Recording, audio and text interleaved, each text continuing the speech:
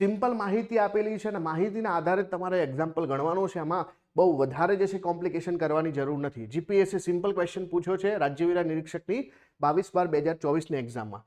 એક વેપારી 20 લીટર તલનું તેલ, 30 લીટર કોપરેલ ને 10 લીટર સરસવનું તેલ જે છે 12,000, 15,000, 3,000માં ખરીદે છે.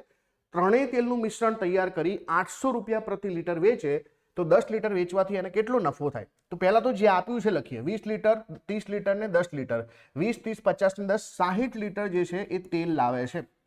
ટોટલ કિંમત કેટલી થશે? 12 ને 3, 15 ને 15, 30,000 રૂપિયા થાય.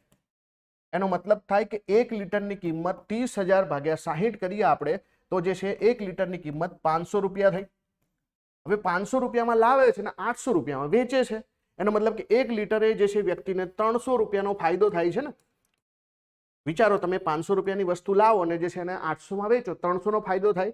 પણ આવું તમે 10 વાર કરો છો, કેમ કે 10 લીટર વેચો છો તો ગુણ્યા 10 કરવાથી તમને નફો કેટલો થશે? 3,000 રૂપિયાનો નફો થશે. સિમ્પલ એક્ઝામ્પલ છે ને, સિમ્પલ છે.